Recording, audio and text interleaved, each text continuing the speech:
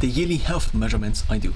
I previously recorded a video that lasted for 1 hour where I detailed the continuous, the daily, as well as the weekly measurements I currently am doing.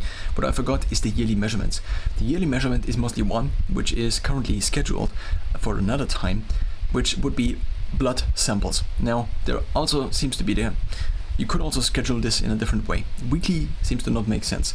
Monthly, also there's the cost obviously associated with this, and this is the most expensive of the measurements I take. Also, this is a measurement that costs every time, whereas the other things that usually you buy the device and then you can measure continuously until infinity. Now, here it is different. So there is a company that is called Inside Tracker, and this company interprets blood data. So the company tells me that I should do these blood markers, and then I do these or some of these blood markers. Due to cost reasons, I actually had only a selected few, which then resulted in an inside age calculation, which you have to additionally buy. The company now sells kind of a plan which sells for around $149 a year, which is the subscription for uploading it. They also sell, at least in the US, maybe also Canada, additionally, basically the blood draws with this other plan. But for me, because I'm living in Europe, this is not available anyway, because the labs just don't have partnerships with this company. Now, what I did with the last measurement in December, which was the first also scheduled one, I figured similarly to how I do the measurements at the last possible date of the week, which is Saturday morning, and then in the gym on Saturday, I ideally would take basically the measurement of something that is yearly at the last month, maybe in the last couple of days of the year, such that I would in the beginning of the year be already able to start similarly to the beginning of the week, where I don't have to worry about measurements. It is done, and I also have kind of a goal that I can work towards, which also happens to coincide in terms of the year with Christmas. So every year there is Christmas, which is a obviously totally fixed date. My birthday would also be a date like this, but it happens to be not in area of the year where I can, but it is also coinciding kind of with a quarter and so on and so forth. So this would be also something to look for if you say, okay, let's do something for 3 months and then let's see what the results are, or for half a year and see what the results are. Now for the year, Christmas is kind of at the end of the year anyway, and then there is a little bit of time in between, and then there is New Year. So I decided to, before Christmas, at the last possible date, kind of before I, at least at this point in time, drive off to my parents to visit them for Christmas, I decided I would take the blood measurement before. Now, the last measurement I did was in last December, and I did this at my doctor's office. So I requested basically to do these values at a certain point in time.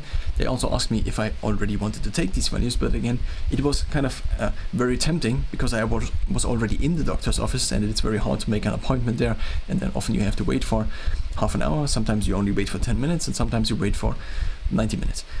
Nonetheless, I decided to stick to my plan, even though it was kind of ridiculous. I'm already making these measurements, which basically nobody does. It also costs a lot of money.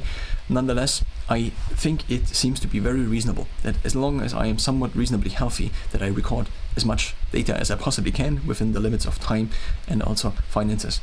So, for example, I now have weight, bioimpedance data, body composition data going back 8 years, from where I basically was just finishing my growth, my height growth. So from my height growth on, I now have basically data on me, body composition data, that I now can compare to every other version of me. If I, in theory, could get down to this functioning body again, then I already have the exact data. I still have the same scale, and I just need to basically get to this exact point on the scale, and then I can compare these, and I can say, okay, at age 18, not at age 18, at age 20, according to the scale and according to the interpretation of the bioimpedance data that is only using my legs probably, because I stand on it, I did have a visceral fat level of 2.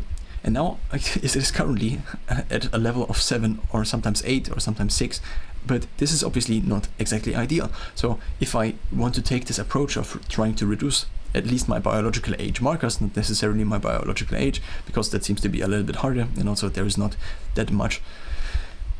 There is a test which is the DNA methylation test. There is also the telomere test, which used to be more in a couple of years ago, but now it seems to be more it seems to be that the best test we or the world currently has is kind of the DNA methylation test, which then gives you a readout. And here the London age rate pace test seems to be the kind of standard, at least that is used, and a couple of people online also talk about this test. But this would also be interesting as a yearly measurement.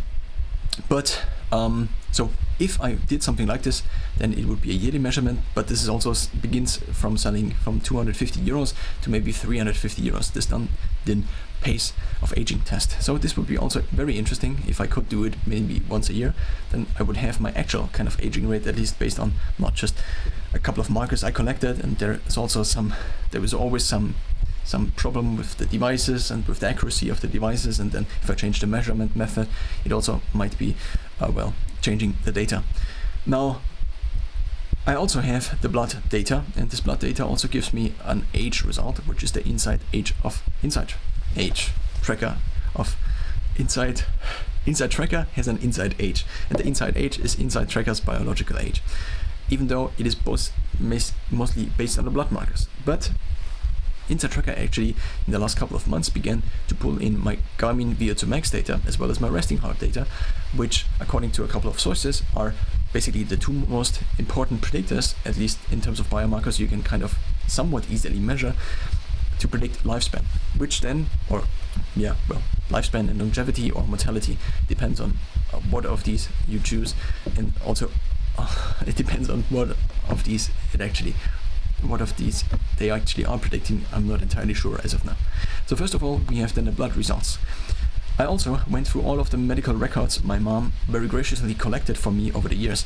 And since I did have a couple of diseases, not necessarily diseases, but I always had something, and I always visited a doctor every now and then. So I did have a couple of blood results. I actually talked with my doctor about this, and she was like, I had like 2 blood samples for my entire youth up until now. But in my case, we have a couple of more of these. So I went through all of them. I also went through converting all of these to the American data. There is also a service from Inside Tracker that actually would get this data online, but the service usually takes like 2 to 4 weeks to get your blood data online. And there is only a certain amount of blood results you can upload within a year of subscription. So now I have this data, and this was also partially because I had very high liver markers, so I really got into this. I really kind of had an incentive to now make at least approximate kind of a better solution to this, because I previously had no idea about blood markers and how to interpret them. And similarly to how my bioimpedance scale just gives me a readout, okay, this is the range, this is good, this is bad. I just had no idea. There also was no real good service, at least at this point in time, that actually would tell me something like this. And so you just get the sheet, and the sheet is basically for all age ranges and for also all sexes, and then you have kind of this optimal range. Well, now I do have a slightly better solution, which is Inside Tracker. And now I have this data, which also not only shows me the clinical relevant zones, but also shows me an optimized zone that is more targeted towards me. And now I have also inserted all of this other old data. And so sometimes I have a little bit more data because there happen to be kind of 2 main things in terms of the blood results. There is also an American analog to this, which is kind of called a small blood picture and a large blood picture, at least in the country where I live. Now, these are first of all the values. Then you also get scores, but since I didn't only do a couple of markers, because I only basically invested 60 or 70 euros into this, and additionally I had to pay. So I had to pay the lab 60 or 70 euros, but I did a marker which I actually did kind of wrongly, because there were different sets of markers you could do in order to have a Inside Tracker age calculation. And I did, unfortunately, basically all of them for one set, and additionally one of the other sets, because I kind of miscommunicated this with my doctor's office. So now, in theory, you would also get these different scores, which are cognition, endurance, gut health, heart health, hormone balance, inflammation, metabolism, recovery, sleep. But I only have one of these scores, and this was calculated from basically a blood data set from a couple of years ago, because then I had the markers more or less randomly tested there. In theory, you could get up to 48 markers in there, but this is different for females and males, so, or anything in between. But if you have, in my case, I think it's 45 or 46 markers that I can have uploaded. And for females, it's I think two more, which is for females only. So now there is basically also the activity portion, which gets in or imports my sleep from Garmin, but sleep on Garmin seems to also differ a little bit from the Galaxy Watch, which is also kind of case in point made for the redundancy, such that I don't have to rely on only basically the Garmin. I also do have long nails. I do realize this is for playing the guitar. I could cut them shorter, but then I would be able to play less good at the guitar. Now, steps daily is also imported from Garmin. Sleep duration and resting heart rate, as well as VO2 max, are kind of the daily values. So whenever there's an updated value, it also used to be called VO2 max daily, but now it is just called VO2 max, because also Garmin just takes the highest value and says this is your VO2 max. With the resting heart rate, it is also not on average, but it is kind of the resting heart rate as of today, I think. Now, there is also a portion that is DNA, so if you have your DNA uploaded, you can also get additional interpretation. So if you have then a given blood marker, it would show you if you have genetics that correspond to a possibly higher blood marker or a lower blood marker, or whether you should take the additional caution for with this blood marker and try to change something. Then there is also the inner age calculation, which is at this point in time more than 6 months old. It tells me, and my age currently, chronologically, is 27, but here it is 37.4. Mostly I think because of the high liver markers, but you can actually take a look into what changed, basically. At least on the website you can do this, and then you have basically, so there is an optimized zone for the blood markers, which they show, but for the inside age, there is basically, it shows you the different things that are contributing positively or negatively to your age, which basically kind of make you younger or older. So now I also have this age in here, and this age is based on blood markers, and the blood markers I would have, it would make sense to get these blood markers anyway. If I would get all blood markers I could get, not only just for a minimum inside tracker age calculation, but for the kind of maximum, so just getting all the blood markers inside tracker actually offers to me, at least in terms of what I can input there, then it would cost me around 250 euros plus an additional 10 to 15 euros for the blood draw at the lab. So it would result in around 250 to 260 or 65 euros for this year. Then I would also have to pay the inside tracker age calculation, which I don't know now if, because they recently changed it to this kind of more like subscription model, but for me it already was a subscription model because I only use the blood upload, which already previously was a subscription. I got it, I think, for, I don't know, I got it on a discount, and so currently it's $149, but of course euros is a little bit more because the conversion rate, so it's not more, but it is less euros. So the dollars are more and the euro is a little bit less usually. I don't know what it would sell for right now for me. I could actually take a look, but my blood plan still goes till next November, I think, so I will probably buy it again. Now, in between kind of splitting, if I would have this amount of money to invest this into kind of getting additional blood markers, I also thought what would be the ideal frequency. The month has the problem that the dates kind of they do vary too much, I think. So the week, you could do it in a week, but then the weeks would rotate within the months, so it would not be a monthly thing, but a weekly thing. So a 4-weekly thing or a 6-weekly thing. So I think for now it kind of makes sense also to reduce the cost of getting there, the time cost of getting there. I think it makes sense for once in a year. Also, if I maybe have a family in the future, it would maybe make sense to every now and then sample data like this, not necessarily the blood, maybe also bioimpedance data, body composition data from different parts of my family. So if something like this would, of course, this should not be something that should overtake kind of the rest of the life. So maybe also a yearly schedule in this regard would kind of make sense. But then if I, for example, had data, body composition data from me at age 12, from me at age 15, from me at age 14, I would at least deem it very valuable. Of course, maybe I should not extrapolate from this, but one could make the argument that in the future, all of these different health data sets can come together, and diagnosis gets better and better, also with artificial intelligence maybe taking over a little bit of this. Now, what is something additional I wanted to mention? Yes, there is also something else that results out of this Inside Tracker age, or out of these Inside Tracker blood markers, which is recommendations. And previously, so currently I do not take supplements from Inside Tracker because this would just kind of extend the cost of supplements too much, and I would have to get these supplements and these supplements and these supplements, and every bottle is like 25 euros, which then lasts for maybe 1 week or maybe 6 months. No, it's not 1 month. It's not 1 week or 6 months. It's usually between 1 to 3 or 6 months. But and also I would constantly have to change this, and also I would introduce these many variables. Of course, Inside Tracker seems to somewhat know what they are doing, and they are not recommending just random things, I think, to me. But there are different recommendations. Some of these are automatically tracked, some of these you have to enter manually, but I don't enter them manually because I already track my habits, and I already am always kind of on the verge of not tracking enough habits, or not tracking the habits I have scheduled properly. So I only track like 25% of these habits because I just don't schedule more time for tracking these habits. And then also often my lifestyle kind of changes and the things I would want to check, and then there are so many decisions not correlated, but with habit tracking decision comes often multiple other decisions, and then this becomes a very complicated issue, which will take a lot of computational power, let's just say.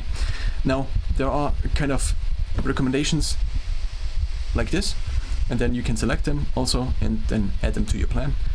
And there are also supplement recommendations, as well as food recommendations, as well as lifestyle recommendations. Like the lifestyle recommendation would be get 7 to 9 hours of sleep, and so on and so forth, get regular sunshine.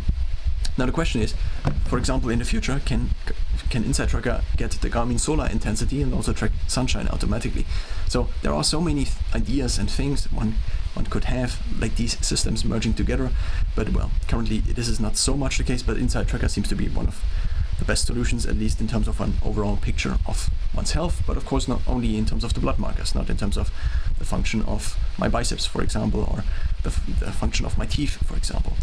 Now, there are also, so there's all these supplements recommendations. I have one supplement recommendations, which I also just took as a nutritional recommendation.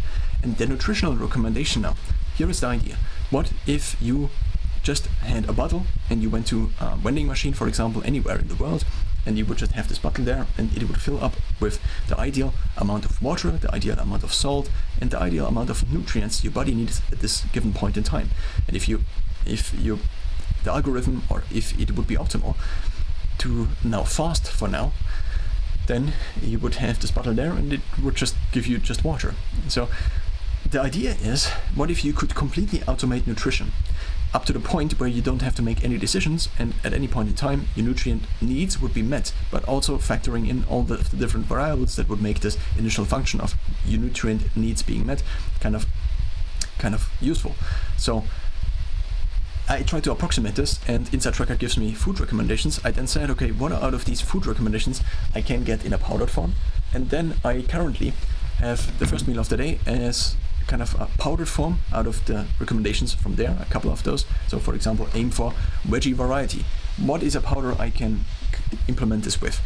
I bought a greens powder from company Bulk, and so I now have the recommended dose of the greens powder, which is on the package, in my morning drink. The same is true for the cocoa. So there is dark chocolate, and there is also an option for 1 tablespoon of cocoa powder, which I now also have with my morning drink, which consists out of not dry, I just pronounced the German word for 3 in an American or British accent, rather, because I'm switching between British and American every now and then.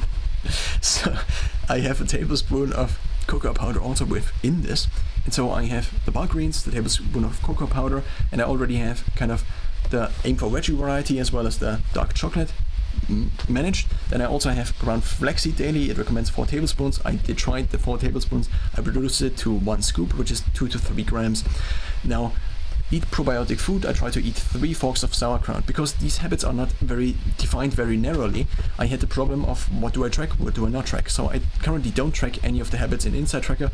I do track them in my habit tracker, and there I have kind of my own version of these habits. So I take the initial recommendation. If I can fulfill it, then I fulfill it, but if it doesn't make sense, because the flaxseed, for example, seemed to draw too much water, also have too little protein for my morning drink, I only have a limited volume in the shaker. And so if I want to have also high protein in the morning, And currently it's 3 scoops of whey protein, 23 grams multiplied by 3, which are I think 69 grams of protein then in the morning, which seems to be very beneficial. I also recently read Gabrielle Lyons' Forever Strong, which also recommends having protein in the morning as well as basically as the last meal before bed. And so I didn't not want the flaxseed to kind of dilute my protein count in the morning with too many carbs and too much fat. So I eventually reduced this, but I still kind of have this habit in there. Probiotic food, I actually have 3 forks of sauerkraut, as I mentioned. I also had yogurt in my diet for many years, but the yogurt is kind of expensive for what you actually get, so you have to buy yogurt, and also per protein there is too much fat and too much milk sugar, at least in my experience, with kind of what I result out of if I eat a given amount of things. Now diversify your diversify your protein sources with plants is also something I try to implement. It's basically have a meatless day once a week, but it seems to not be a useful adaptation or a goal that I would have strive for a meatless day. I just eat whatever my body thinks it needs right now, and it seems to be the case that if I exclude things like Snickers, things like grains and other things like these from my diet, to a certain extent, that my hunger is actually kind of an honest signal from my body, at least it is approximating one. I'm not entirely sure if the whey protein I'm currently consuming is containing too much milk sugar, so 4 grams per 100 gram of carbs, and most of which is I think milk sugar, which is made out of, to my understanding, glucose as well as galactose, which then together makes up lactose.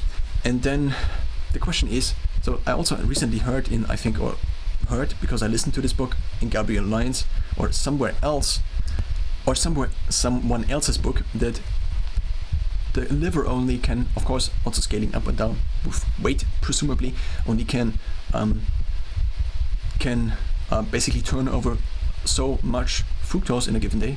I think was 40 grams or something like this. Actually, this stems from, I think, Robert Lustig, which I recently had listened to an interview of. And also only turn over a certain amount of milk sugar in a given day. And by eating lots of curd recently, in the last couple of months, I often probably overhit this, and then this would result in me having very warm hands, and my body would just increase in terms of the body temperature, which I also now can measure because I have the skin temperature on the not on the Galaxy, but on the Garmin Fenix 7S Pro. And I also have the solar tracking on here, which at least is approximating to a certain extent the exposure that hits the sun exposure, or the light exposure that hits my eyes and my skin. So by introducing kind of just data, I now can just say, okay, sun exposure does this, and for example, I can now just go into my watch and track basically my exposure. I also try to not cover this watch up, so the solar ring is always kind of exposed to the sun whenever I'm out. And so I can say within the last weeks, the last 7-day rolling average is 3.5k lux hours per day. And now there is also a recommendation for olive oil, which I also try to incorporate, but it seems to be the case that my body does not want that much oil, and it also seems to kind of otherwise prevent me from oil. It's just twice as 9 calories per gram of fat compared to 4 for protein and carbs. And so the 2 tablespoons of olive oil, I just don't know where to put them, and they also don't come with powdered form, so it would be an additional step. And so I just don't have it. There are also additional recommendations which I haven't chosen, so I have currently chosen 17, which I also, some of these obviously don't track, which I already mentioned, and there would be 32 recommended actions I could take, including the different supplement recommendations. So this was a kind of a short overview of the weekly measurement I do, which is mostly getting blood drawn with Insight Tracker. Now, of course, if every now and then I get blood drawn for a different purpose at the doctor's office, which currently in the last weeks or months I haven't, then I would also probably put the data into Insight Tracker and then see if the recommendation is somewhat updated. For example, if I would get another blood draw which would get my liver markers, this would be actually kind of useful, but of course there is also the cost associated with every additional blood draw, also the time cost, also calling the doctor's office and making an appointment. There are actually also private labs, so I plan to go to a private lab in 2024 in December to then at least get the same blood markers I did get for the initial test, which then again would result in 60 to 70 euros depending on how much they additionally have a fixed cost per blood draw. And that's kind of the yearly measurement. And that's also, now this is also something I have to mention or want to mention, that this also then results in an updated blood age. So because it now could have up to 45 markers in my case, it is kind of probably a very accurate picture compared to, okay, my resting heart rate tracked on my Galaxy Watch or my Garmin Fenix 7S Pro or something else like this. Of course, it would be nice if I would also be able to have grip strength as a proxy in Insight Tracker and so on and so forth, and if overall calculation like this would be automated. But currently I don't have something like this automated, so I currently have an Excel in which I input every now and then the different biological age markers. I can get also a biological age marker for, and then I just take the average out of the different. I don't really know how to do this because I don't know what weights to attribute to the different markers. So, and of course there is also always the problem that if you change your mind over time, then also these definitions of these markers and if you change the source, for example, or if something is automated like this, then you can say, okay, in Insight Tracker my age is like this. This is the Insight Tracker age. And now the other question that comes up would then be, or that would be coming up, is if I take a DNA methylation test. But of course then there would also be the telomere test, there would also be maybe another test. I also recently took a face analysis test, and it says I'm 35 in terms of how I look, in terms of just my face, and I'm actually 27, and also I noticed wrinkles on basically here, which are called crow's feet, and also wrinkles here on my elbows or on the inside of my elbows. So this other test would also be very interesting, because also a couple of people in the online space have taken it, and in order to basically have one aging rate. So Brian Johnson, for example, also has taken it, and also of course I would have, I think, to take multiple tests of the Dundon age pace test in order to qualify for the leaderboard of Brian Johnson in terms of the rejuvenation of Olympics. But on the other side, if I take the same kind of money, it actually is kind of the same kind of money, around 260 euros maybe, for basically the full panel of Insight Tracker, plus the additional cost of 149 for the blood subscription, for the blood upload subscription for Insight Tracker. And also I don't know if the Insight Age now additionally costs on top of this, or if it is included in the blood subscription. Or the alternative would be to take a DNA methylation test, but since I did do it and have 45 blood markers, which are also kind of clinically relevant, you could say, compared to this other test, which a doctor probably will not even take a look at, would probably mean that I would steer more towards staying with Insight Tracker and not taking the DNA methylation tests, unless I become a billionaire in the meantime.